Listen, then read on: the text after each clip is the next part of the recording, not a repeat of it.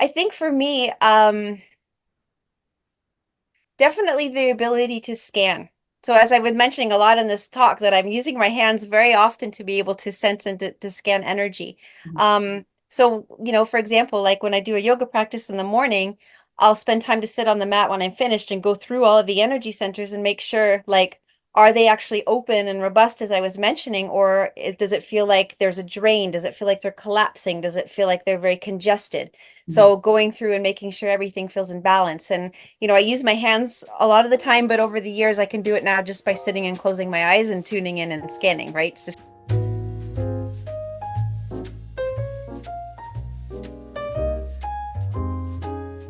I'd like to welcome Safa to the show. Safa, how are you?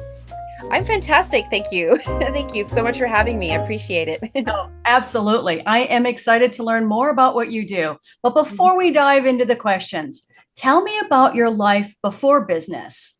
Did you have an abrupt spiritual awakening, or have you always been intuitive? Yeah.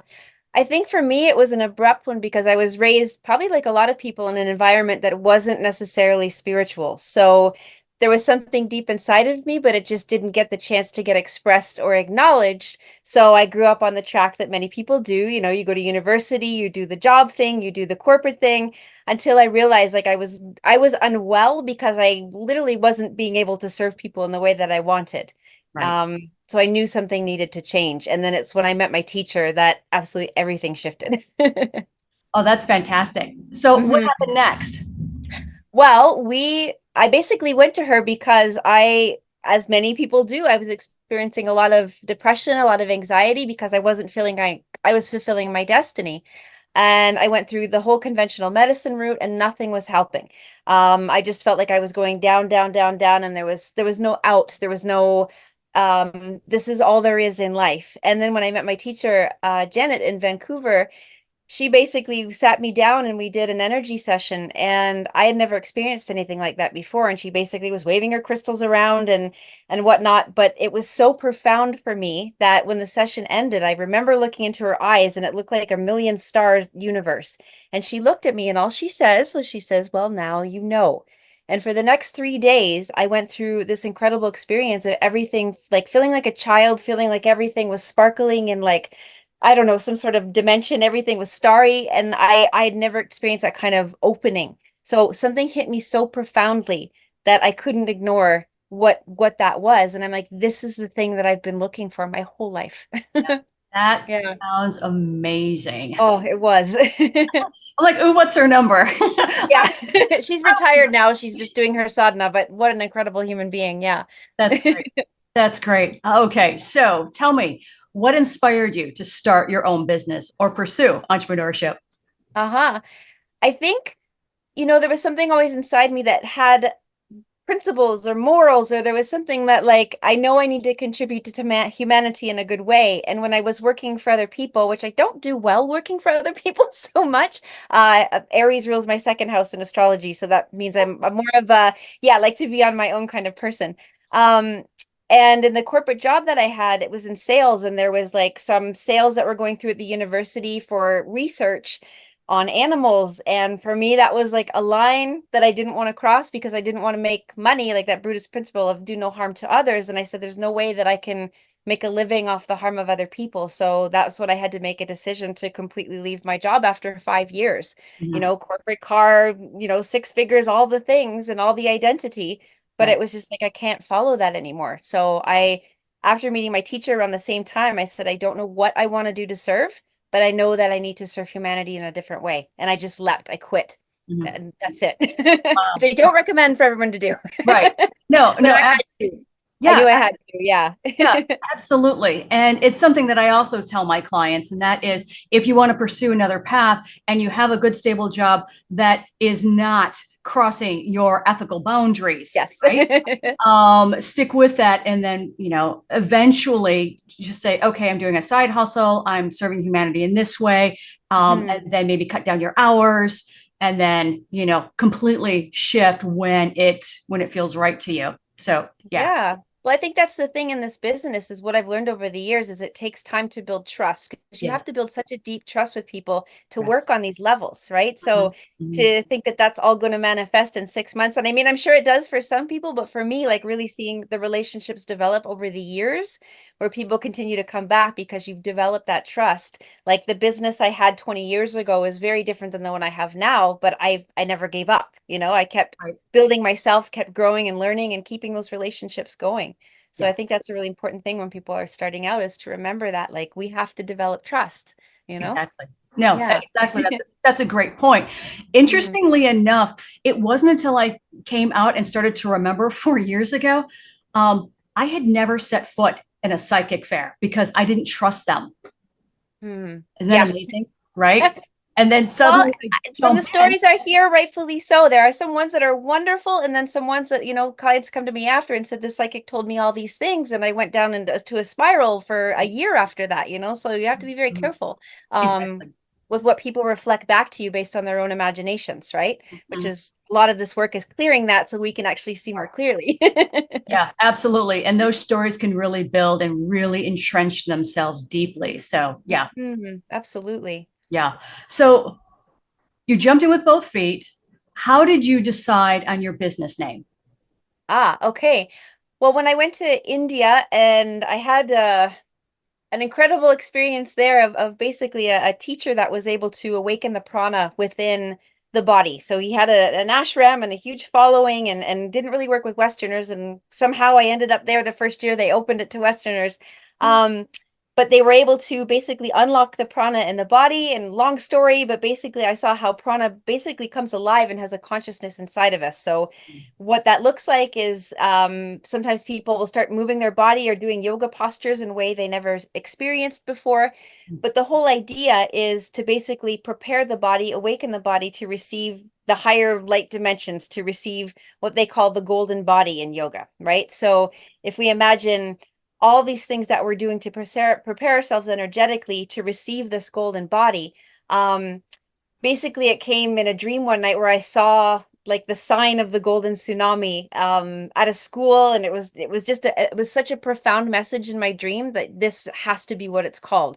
And for me, that like tsunami of gold to just like shower humanity in the gold that we all, eventually will become the more and more that we serve each other, the more and more that we follow, yogic precepts or what, just different precepts that where we do no harm and these types of things, right? So, Right. um, yeah, basically that's where that came from and just to serve humanity and even plant that idea within people that um there is an energy that we can tap into that starts to bring clarity, that starts to bring peace, that starts to bring direction, that starts to bring, opening doors to serve humanity, these sorts of things, right? Like there is hope because when I before I met my teacher, like there was no hope. There Yeah. was no that it was like, seeing maybe a very narrow bandwidth of existence, Mhm. right? But Mhm. just starting to open to the fact that there are these all these other bandwidths of existence that we can explore, right? That are available to us if we start to open our perceptions, right? So Mhm. this is my goal is to open more levels of perception to people and my modality is through the energy world. That's beautiful. That's Hmm. that's absolutely beautiful because I think you and I are aligned like that. It's planting that seed, right? And for me, before I truly awakened and understood that having intuition wasn't hit or miss, like I conditioned myself to believe, right? It's like, okay, well, I picked up on this, but I didn't know that I could use it as a tool. Hmm. And it was also part of my message to other small business owners and other artists and creatives to not steal from other people's work, but to follow your own muse. So, Hmm. what is your own muse, right? And I was chasing that message and trying to chase the real seed of what is your muse. And now 4 years into it, I'm like, now I know what my muse is. Now I can speak to that deeper. And many of my products that I had created, when I would either finish an illustration or build a product, I was like, I can't believe I did that. And then it was like, I learned the power of co-creation, and I learned that you can really tap into the muse and pull in and go, okay, this is how I can shape it. This is how I can manifest something that my customer needs or humanity needs. And Yeah, you know, exactly. from that perspective, yeah, that seed, co-create your magic, is something that is just so in par with the golden tsunami. So Tsunami, yeah. I love It's that. channeling something, right? It's like, Yeah. well, the divine energy and Yes. whatever we want to call that or however we want to look at it, like we're all tapping into something beyond ourselves. It's very potent, very powerful, and full of magic, as you say, you know? Yeah, absolutely. So, Yeah. so briefly describe your spiritual practice and how it translates into a successful business. Okay. I would say, there's a couple things that I think about. I think they're one and the same for me now. But using the tools that I learned to really monitor my business, you know. Um, so for example, like always being aware of what's going on in the energy body, not just for myself, but for the business as well. The way I look at it or I perceive it is that the business entity can look like a human being. I mean, again, we can create whatever it is in our mind if we have some sort of system to scan or to look. Exactly. So for me, if I'm in a business or, running a business with somebody else and I scan the overall being we create and the heart center is basically collapsed or there's something not happening there. It's like, okay, well, there's something that's not existing in the relationship building, right? So what is it that I need to do here to help to open up the heart of the business? Mhm. The visionary capabilities, we all need to see where we're going. Right. The ability to get to details, we all need to do that. So basically, when I do my practice in the morning, it's just like making sure that I tune into the energy body and look where is anywhere not feeling aligned. And you can just scan with your mind. Just imagine looking down, the front of a being of a person. Where do I feel stickiness? Where do I feel heaviness? Right. Right. Mhm. And just always doing that checking to see because there's things that come in, Right. for ourselves, the stars align a certain way. Like there's just all these influences that can Mhm. happen. And just like cleaning our house, it's the same thing, right? It's that maintenance. Mhm. And Mhm. I'm very diligent about that. Yeah. That's that's fantastic. I love your perception of looking at it as a human body because I do the same thing. Yeah. And also work with the five energies and how do those five energies align with the body, right? And so, Mhm. yeah, to be able to look at those, find what's sticky. Well, it's the same in Because shamanism too. Like, because I mean, I have multiple ways I look at things with doing all the energy medicine, or sorry, the plant medicine in the jungle, the apprenticeship. In the shamanistic world, it's very much about looking about the five elements, yeah, right? So I do the same in ceremony. It's like I look into the world of my earth, and what do I see? I look into the world of my water, and what do I see for myself or for the clients when I'm singing to people? It's like sometimes or their mental world, when you look into the world of their mind, oftentimes if there's really bad thoughts in that mind, and it'll literally look like a Tim Burton movie in my visions, like cobwebs and darkness and yeah, shadows and this sort of thing. And yeah. the whole idea with plant shamanism is to clear that away and bring in light, bring in the sun, bring in the stars, bring Mhm. in good birds, bring in all these things. You want to Yeah. create worlds of beauty. Yes. Yes. Yeah. No, that's fantastic. So, Hmm. did you, when you were starting to build your business, did you identify a specific niche within the spiritual market, or did your business focus evolve organically? Completely evolved. As I said, it took all I knew in the beginning was that I wanted to serve other people. And the first thing that I started with was the energy work because of, as I mentioned, that really profound experience that I had. I'm like, okay, well, if someone can create that for me, I would love to be able to create that for others, that awakening, that seed planting, because once that happened, I knew the world would never be the same. Right. So that's where I started. But over time, I realized that there was different things that I wanted to explore, but all in the same vein, like going to India to study the subtle body, traveling to the Amazon to apprentice with the Shipibo Konibo. Like there was just so many different things that all aligned.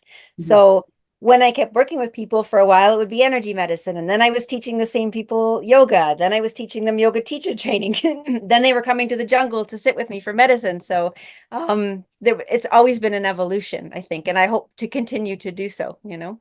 That's that's a great takeaway Mm. because we're not static, are we? And if we Mm-mm. become stagnant, then something's wrong, right? It's going back into those elements and figuring out what is sticky and what's holding us back, Well, right? this world is so diverse. I think one of the things in shamanism, I really, with the plant medicine, there's so many avenues that you can look at something from, Mhm. so many different places to look. And as you open up your perceptions, like it just gives you so many different places to come at a different particular problem, right? And the more that we have vision, the more that we're able to see, it Mhm. gets much faster and quicker to be able to understand what's happening. And again, not coming from a place where I'm imagining all these things, right? Because it's very easy to say, oh, it's this, it's your ancestors, it's the this and the that, and la la la, to the point where you confuse people.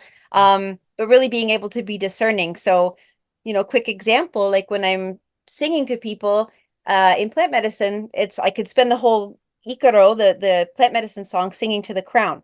But when I'm finished, I want to make sure when I test with my hands and scan, is that crown feeling robust and strong? Mhm. Or am I just imagining that I did this really beautiful Ikaro and it's all finished? I love to be able to scan and check my work, Mhm. you know? Mhm. So afterwards, when I'm finished, I do a quick scan energetically to make sure that everything is in alignment with what I was perceiving. Okay, if I miss something, I go back and I continue till it all feels solid, you know? I love your approach. It's self-honesty, right? Because it's so easy to believe that you're doing all these things, right? And I've seen it over the years, even in myself when I first started. I Mhm. really wanted it so badly, but there was a lot of personal work that had to be done, No, And that's okay exactly. to And admit. yeah, and it's like, oh, I'm fine. It's like, wait, something, I mean, it's like the universe, the guides are like, oh, no, not everything's fine, darling. Well, it comes from good teachers, and that's what I think. Like I think of an example with my teacher. We were in a room full of people, and we're doing energy scanning, and I'm thinking, oh, I'm doing so well. I'm here and I'm healing, and I remember in the front of everybody, she scanned my roots at my root cord or my grounding cord, and she said, Safa, what is going on here? There's no grounding cord, and I remember feeling so embarrassed, but at the same time being like, wow, thank God I've got someone who can call me on my stuff. Yes, yes, yes, exactly. And I think we all need that because that will really help us understand the difference, discerning between imagination and Mhm. true connection. Right. Exactly. So if you can develop multiple ways to be able to have vision to see, it Mhm. only helps so much more. And finding good teachers that are willing to just, yeah, tell you the truth. From a Absolutely. loving place always, yeah. Absolutely. Yeah. So, Safa, can you share one or two key spiritual practices that have been instrumental in your business? Mhm. Okay. I think for me, definitely the ability to scan. So as I was mentioning a lot in this talk, that I'm using my hands very often to be able to sense and to scan energy. Mhm. So, for example, like when I do a yoga practice in the morning, I'll spend time to sit on the mat when I'm finished and go through all of the energy centers and make sure, like, are they actually open and robust as I was mentioning, or does it feel like there's a drain? Does it feel like they're collapsing? Does it feel like they're very congested? Mhm. So going through and making sure everything feels in balance. And I use my hands a lot of the time, but over the years, I can do it now just by sitting and closing my eyes and tuning in and scanning, right? It's just Mhm. practice. Mhm. So I'd say that would be one of the tools that I use a lot. Mhm. And definitely, I think meditating in the way I love with the pranic healing, that was the original school that I trained with, is doing a meditation that offers a service. And so what teachers always taught me there was like, we can meditate and do all these things to build energy, but if we're not having that outflow, it's like becoming spiritually, I'm thinking gordito, like fat. Spanish, yeah. Very, very chubby, It's like we're not exhaling. And so there's a blessing meditation that we do, and it's basically blessing the earth. But as we do that, as that energy goes out to the earth, there's a flow of energy coming in and out. And it's the same with the energy healing. My teacher would often say, like, he told a story of someone who comes in to learn the energy medicine. One was a very big meditator, and one just wanted to heal his mother. Right. So very different approaches. One was a little bit like, I'm a yogi. I practice 5 hours a day or whatever. And he Mhm. said they came back a year later and he asked the question. He said, who do you think was more developed energetically after a year? And what they found was the man who came in just to come and do energy work on his mom and to help his mother to heal actually, right, was doing so much better than the one who was just sitting and doing it for himself. Right. Yeah. Yeah, absolutely. And I think this happens in many industries. I mean, we see this, in corporate and lots of other markets. And it's really unfortunate. You've got this person who says, I don't need to learn anymore, right? I Hmm. know everything I need to know, and I don't need to adapt and evolve. It's like, yeah, but there are new energies that are coming in. We can't do it the old way Hmm. anymore, right? And Yeah. it's Yeah. always checking and rechecking. And I think I'd like to kind of go back to the point where you talked about every morning you check your chakras to make sure that they're not imploding Mhm. or they're cycling the way they should be. And I think for the audience who's listening, I think that's a really important point to really focus in on, because somebody may look at you, Safa, and say, well, you're all put together. You got your shtick together, right? Why do you have to check your chakras every day? Every day. Yeah. I mean, because things change constantly, right? I mean, I use one of the other things I didn't say, my spiritual practice is also monitoring my dreams. In the shamanistic world, I mean, that's one of the places where we really see what's happening. Mhm. Um, if everything's clear, if everything like we call it the wind of your mind is very still, same in Tibetan Buddhism, like you're not really seeing a lot of disturbance. It's more like getting to access the higher realms, the higher teachers, the sort of thing in the dream world. But Mhm. if there's something coming in and disturbing, like you're definitely seeing it in symbols in the dream, like people coming to rob you, or the locks are broken, or your car's smashing into things, or all these symbols that are very common in the shamanistic dream world, at least in my tradition. Mhm. Um, that's telling me that there's definitely something that I need to address, right? So to believe that I've made it or I'm somewhere, like it's Yeah. just we live in a dynamic world and around energies and you know that's one of the biggest thing over time is just finding that compassion to understand like I'm going to bump up against all kinds of different people on a daily basis, right? So from a compassionate place, Mhm. yeah, I have to maintain that hygiene, and even and not blaming everything on the external, like also my own internal stuff. Like I have my highs and lows, Saturn squares this or whatever, like Right. I have good days and bad months and this sort of thing. So I'm constantly trying to at least like connect and say, okay, what is the honest truth about where I'm at? Mhm. And should I be doing what I've planned to do today? Mhm. Because that's another thing as a healing practitioner is like you have to be very careful that you're in a good energetic place when you're working, like never be angry and these sorts of things. Right. Yeah. Work it through. Work it through. Yeah. Never come from willpower, all these like Yeah. things that are really crucial though. Yeah. Yeah. No, But that's people get caught in money, right? So they're like, oh, I have to work because I need the money and this sort of thing. And that's where it gets very, very tricky and not good very fast. yeah, no, that's a powerful point. I'd like to hear more about how your practice informs your business and vice versa. We talked a little bit about that just moments ago, but is there anything more that you'd like to add about how one informs the other? hmm Yeah, because I was saying basically with the energy alignment, like it's showing me, like for an example, I had someone come to me and they were having an issue. There was four business partners, and for some reason, the business kept losing money, losing money, losing money. Um, you know, giving an example somebody else, but basically saying, okay, well, let's look at the overall root center, which is the prosperity center of the business. Okay, it's collapsed. Well, can we look at each individual contributor to see where their root center is? And by power of deduction, we found out that there was one person that basically wasn't contributing to the load, right? So when I Right. mentioned, okay, I think it's this person, he goes, that's really funny because this person does da da da da da, like it wasn't, and it was quite obvious, right? So the energy was just showing. Yeah. So, that's where that really comes in handy. The Mhm. other thing for me is definitely the feng shui aspect, like making sure that the energetic space is aligned because for me when I was doing all the energy medicine for years and I later learned this from the feng shui masters was that we have a third of our luck according to them that we're born with. We could say it's our karma, whatever we come into this life with if we have that belief. Mhm. The second is our heavenly luck, which is basically what are we doing while we're on earth? Are we helping other people? Are we being kind? Are we, just all the things that we do while we're in existence to you know, plant good things for ourselves. And then the Mhm. final one is our like our spatial luck. Are we able to actually have good energy flow in the place that we are? Mhm. So I wanted to learn that because I thought if I'm missing a third of what aligns us, then I'm really missing a huge piece. So, for me, it was like if I'm going to be really working on energy mastery, I have to understand the space as well. Mhm. So for me, it's like making sure I'm living in a good place. I'm facing my good directions. We all have four positive directions. Right. Are there cures and activations that I can put in to enhance stars, when we move into a place on a yearly basis, on a monthly basis, everything's always changing, right? So Mhm. having awareness of all those principles, also really crucial for me. Mhm. So that's something that I really incorporate at least on a monthly basis for sure, to make sure that I'm staying in alignment with the monthly stars. Right. No, that's fascinating. Starting a business is a unique journey and it's different for each of us. But one thing is universal: we can't do it alone. Getting help is essential. If you're transitioning from the work world to the woo world, eager to share your magical gifts, or you've been in business for a while but you still face challenges, I've got your back. With personalized consulting, a supportive community, and transformative productivity tools, I'm here to help you find the best path for you and your business.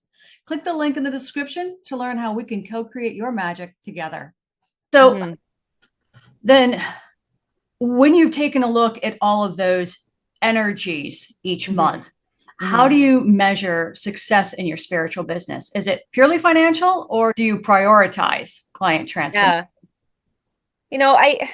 I feel like it's both. I feel like it's great to have your clients send you. I got an email this morning just saying after a session, like they're feeling way better, way more aligned, learning how to dominate their mind when it goes off, this sorts of thing. And that to me feels incredible. It's like, okay, there's been a difference made in somebody's life, like my teacher made in mine, right? Because she changed my life. And for me to be able to help people that also could potentially utilize the energy from that lineage, fantastic. But at the same time, it's like we also need to make a living. So I don't want to say that that's not important as a spiritual practitioner, right? And that some people may not agree with that, but we have to survive. I know that I paid lots of money to all my teachers over the years to honor all the work that they've done. Yes, I would have followed them around and served them for a long time too, but also too, I had to do that monetary exchange, right? So I think that's really crucial. And what comes after time, I know this is more for aspiring spiritual entrepreneurs, but we also have to look down the road when we get older. What if we have a health crisis? All these sorts of things, right? Like we have to really plan for those things, I think. And burnout is another thing because we're Oh, yeah. in the world of energies, and no one can really understand unless you start to get into this work how much it takes from you. it, Yes. it really can, right? If you're showing up and dealing with some very heavy energies on a regular basis, like you can do your hygiene and do your plantietas and clean in a deeper way, but there's still an impact, right? So if you're in a place where you're unable to step away for a prolonged period, if you need it, Mhm. that's when things again really go down here really quickly. Exactly. So for me, it's being able to say, okay, like I really need to have that nest egg. So being able to get to a place where you can start to think about, learning more about financial savviness, just like, well, how do I need to save? What do I need to do to retire? Like actually getting some business acumen because we need it, rather than just saying spirit will take care of me. Well, yeah, no, spirit wants us to do something Right. Yeah. and Yeah. to learn, right? We've given you the inspiration. Now you got to take action. Exactly, exactly. So to me, like that's how I also measured success over time was like starting to have the same income that I'm making now that I was making in the corporate world, right? Like Mhm. to me, that's where I'm like, okay, I'm finding the balance. I'm really helping people, but I'm also have that money there. So if someone wants to come to a retreat at a lower price, I can swing that, you Mhm. know, even if the retreat costs are high, or if someone needs a session on the fly because they're suicidal, I can swing that, like being able to have that flexibility. Yeah.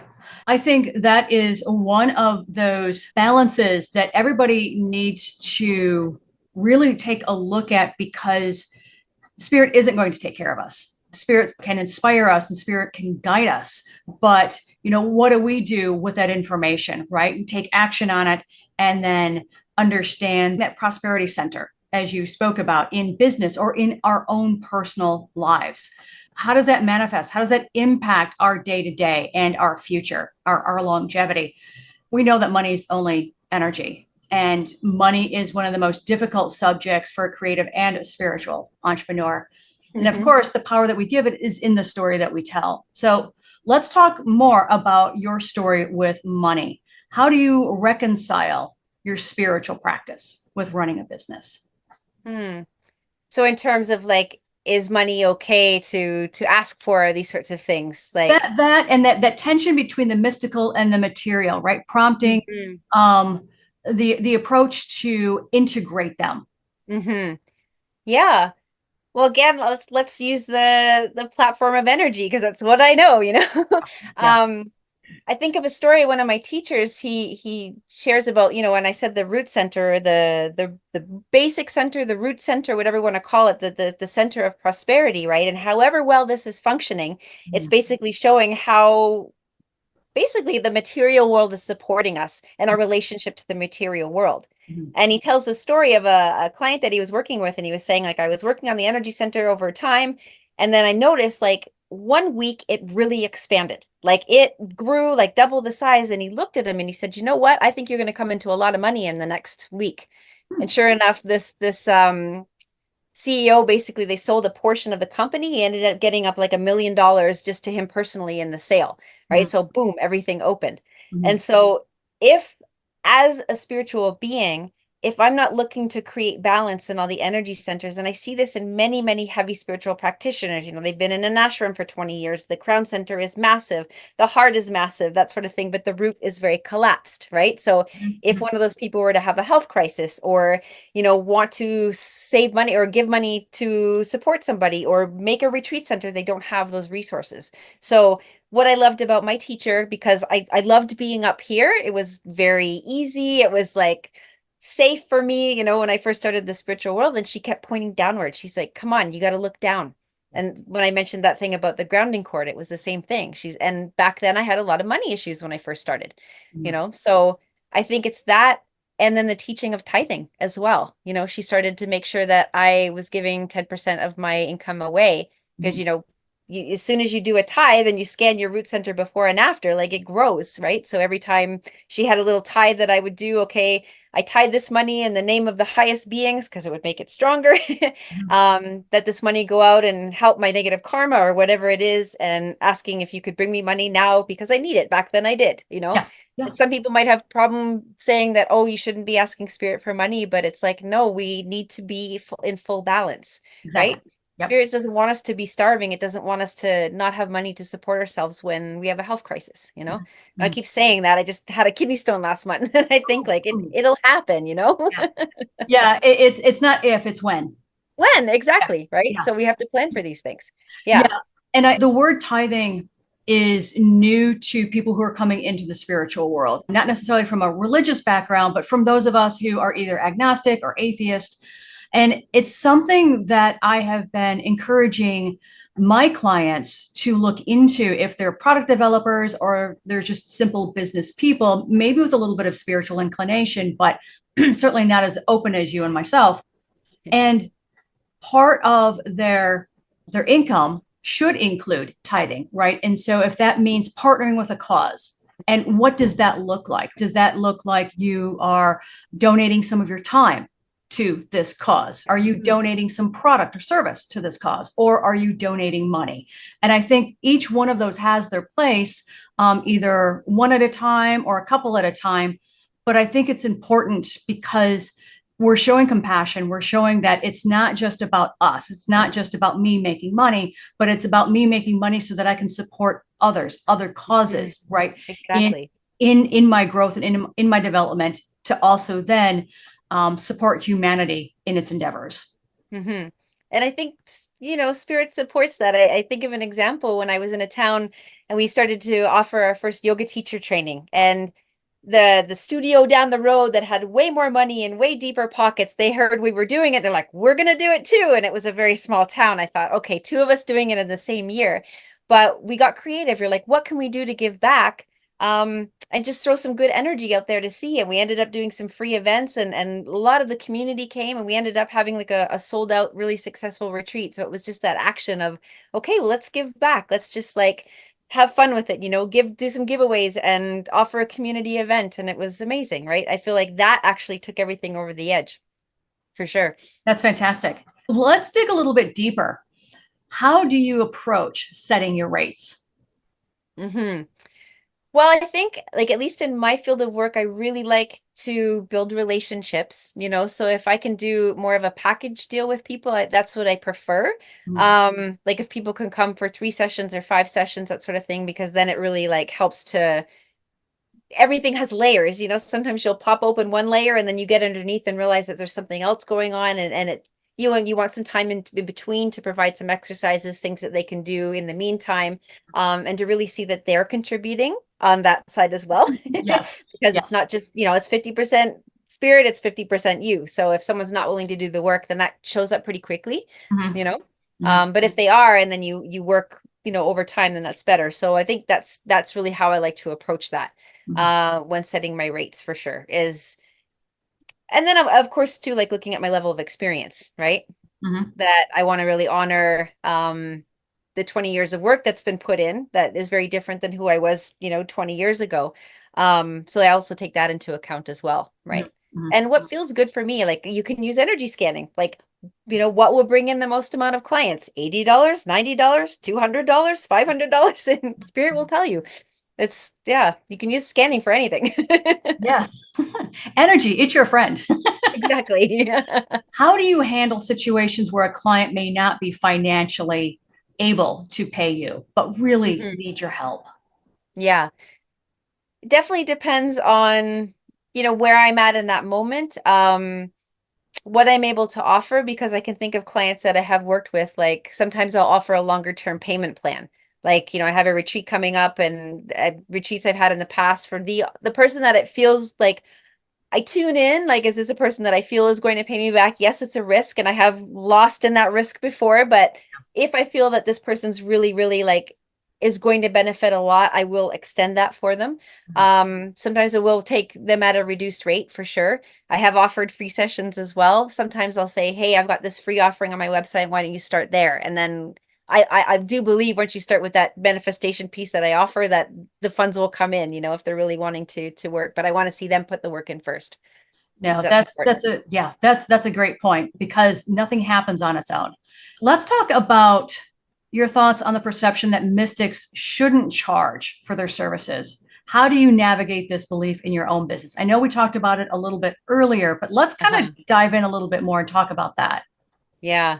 Oh my gosh, I've heard that so many times. People at the keyboard warriors, I see that a lot on the spiritual pages, right? Like you shouldn't be charging and all these sorts of things. And I laugh because I think of showing up to the village in the Amazon and being like, "Hi, I'm here and I want to learn for free." Right. Right. Like, who does that? Yeah. I Yeah. want to give you no exchange and I would love to learn all that you know and just take it all and walk away, right? Like, Mhm. no. I would never do that to my teacher, So I think the people that think that that's how it should be, or spirit shuts off the taps if there's money involved, like Right. that's a belief, and if you believe that, I guess that will be your reality, but Yes. I would never ever think of showing up to any of my teachers in the past and being like, please give me everything for free, you Right. know Right. yeah, Yeah. like it I've meant buying a boat in the village and helping to buy land and bringing presents for the grandmas, like there was yeah. things that had to be done, Yeah. in balance, of course, like always. It can definitely get out of control. So there has to be like a boundaries very strongly with Mhm. that as well, but I definitely, yeah, I don't know how we're supposed to survive in this modern world without it. Would it be ideal if I could just work and not charge anybody anything? That would be fantastic. Right. But I don't know very many people that are in that kind of place doing that kind of work, even foundations or religious organizations, like they're still taking donations to, further their institutions, right? So money is Absolutely. part of it. Yeah. To put roofs on their buildings. Right. Exactly. To fund their teachers, to have libraries, all these sorts of things that, to have scholarships for students, these sorts of things. Like it's the world we live in, Yeah. right? No, Yeah. To absolutely. me, it's So just a denial of reality at this point. look at your root center. Look at your root center. Exactly. Take another look. Exactly. And if you scan those people, a lot of the times the ones that are writing that and complaining, Yeah. there's issues with around money. Yeah. 99% of the time. Safa, what's next for you? What do you see in the next 2 years for yourself? Yeah. I think continuing on with everything that I'm doing, continuing to do the Feng Shui consultations, continuing to teach energy medicine, that is such a deep love of mine. So I'm doing another retreat this fall in October, continuing to do that. And then I'd love to because I get a lot of requests to do online work as well. So that's my next goal, is to start to move the school to online so that they don't have to travel to be able to work and to learn, about energy work. So I think that's my big plan. And then to continue with the plant medicine work as well here and there. So offering the retreats sometimes, and then offering the plant dietas, which are basically the same as the plant medicine, but a bit deeper for people who are wanting to start to learn more from the plants rather than just coming to do the healing part. So yeah. That's So yeah, fascinating. continuing those things. That's Mhm. fascinating. I'm Mhm. excited to see you grow. Can you Mm, offer a short piece of advice for aspiring spiritual entrepreneurs? yeah, I would say everything takes time and to be patient. It can feel like when we put our first offering out there, especially when, you're in your 20s, your early 30s, or it's the very first, even in your 50s, it's the first thing that you're putting out there, and there might not be that response that you're hoping for, you Mhm. know? I think a lot of the time it's like spirit saying, okay, you're going in the right direction, but there might be some more work to do, right? So continuing to learn, to research, to meet different teachers and this sort of thing and add to your offering, right? The more that you can bring depth and breadth into your offering, that really draws and attracts people as well, right? Because they're knowing that you're doing your own personal work. People can really feel that. So even for me, like my first business was called Aura of Abundance. And that was, years ago, I think 2005. And that's what I did with my business plan. And I had the whole thing. And when I circled back, relaunching a new business with Golden Tsunami, like Aura of Abundance was right there. And I'm like, is this the business? But the dream came and told me otherwise. But there was a full circle coming back, that this seed was planted all those years ago, but it took that long to flourish and to really, really blossom, right? So keep watering it, keep meeting teachers, keep learning, keep growing, keep doing your practice, and things start to change, start to evolve. Great advice. Yeah, Don't give up. don't give up. Yeah. Great advice, And Safa. have a side hustle if you need it. But keep the spiritual business going, even if you have energy sessions once a week or something like that. Like, don't let it fall away. Keep it there in part of your offering always and Yeah. do your tithing. Thank you, Safa. So, where can Yeah. people find you? Sure. They can come to visit me at my website, goldentsunami.co, not .com, .co. Golden Tsunami. Yeah. Fabulous. So, Everything's there. do you have a special book or a program or a service that you'd like to announce to the audience? I would love to announce my training that's coming up in October in Tulum. It's a 7-day energy immersive retreat. So basically, you can come and have a lot of practical experience. So I'm distilling 20 years of work into this week to be able to have people leave, being able to do energy medicine on themselves, their loved ones at a distance, and use it as a tool of discernment, as I've described many ways in this session here. Like there's many, many ways you can use energy awareness and vision. So it's Right. my hope to pass that on to people. Yeah, who That's want to come fabulous. So, is this in person or is this online? in person. Yep, Okay, great. So, 7-day retreat in Tulum, Mexico. okay, okay, great. Safa, thank you so much for being on the show. You're an Yeah, it was really inspiration. fun. Yeah. Thank you. And I know that my audience will appreciate your insights too. Thank you so much, Lisa. I really appreciate it. I really wish you so much success on this endeavor. It's amazing. Like, really, what you're doing is such a service. Thank you. Thank you.